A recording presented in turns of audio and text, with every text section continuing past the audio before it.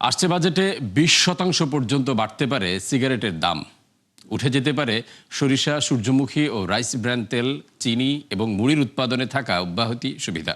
ফলে দাম বাড়তে পারে পণ্যগুলোর। পাশাপাশি কর বাড়তে পারে বিভিন্ন গুঁড়া মশলার। রাইড শেয়ারিং, পরিবহন, তথ্য প্রযুক্তি সহ নানা খাতেও কঠোর হচ্ছে এনবিআর। মূলত আয় বাড়াতেই এমন সিদ্ধান্ত নেওয়া হচ্ছে। আরও জানাচ্ছেন মইনুল হাসান। বর্তমানে বাজারে বিক্রি হওয়া বিভিন্ন ব্র্যান্ডের সিগারেটের দাম ঠিক করে দেয় এনবিআর। সবশেষ সিদ্ধান্ত অনুযায়ী প্রতি প্যাকেট 60 থেকে 185 টাকা পর্যন্ত।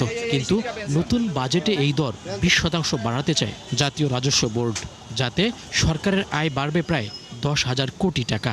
অন্যদিকে আবগারি শুল্ক বাড়িয়ে জর্দা, বেড়ি ও গুল থেকেও বাড়তি আয়ের লক্ষ্য আরও 500 কোটি টাকা। এরকম বহু জায়গায় বাড়তি কর বসিয়ে কিংবা অব্যাহতি সুবিধা তুলে দিয়ে আয় বাড়াতে চায় এনবিআর।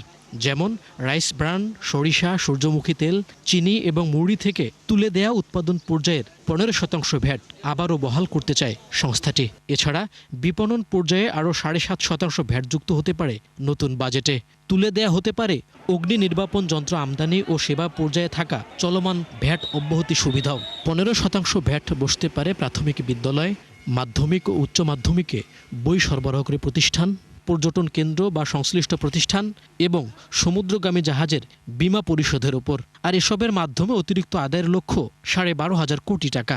খাদ্যপণ্য বা সাধারণ মানুষ যে সমস্ত পণ্য কেনাকাটা করে এগুলোর ভ্যাটের রেটটা বাড়ায় দেন, তা সেখানে হয়তো রাজস্ব আদায় বাড়বে সেটাও নিশ্চিত না, কিন্তু সেটা তো আবার মানুষকে তাদের আয় তো কমিয়ে দেবে। আয় বাড়াতে এনবিআরের চোখ পড়েছে গুঁড়ামরিচ, জিরা, আদা, হলুদের মতো বিভিন্ন নিত্য ব্যবহার্য মশলার উপর। সেখানে থাকা 5% শুল্ক নেয়ার চিন্তা 15%। এছাড়া তথ্য প্রযুক্তি নির্ভর সেবা ও রাইড শেয়ারিংয়ের কমিশনে থাকা ছাড় তুলে দেওয়া হতে পারে নতুন বাজেটে। আর এসব থেকে বাড়তি আয়ের লক্ষ্য 2,000 কোটি টাকা।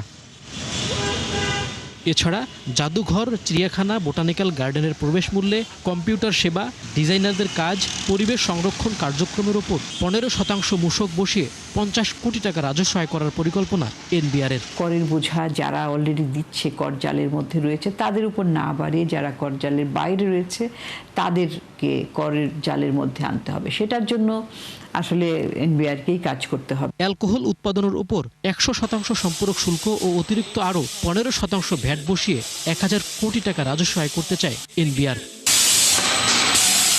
মইনুল হাসান, 71, ঢাকা।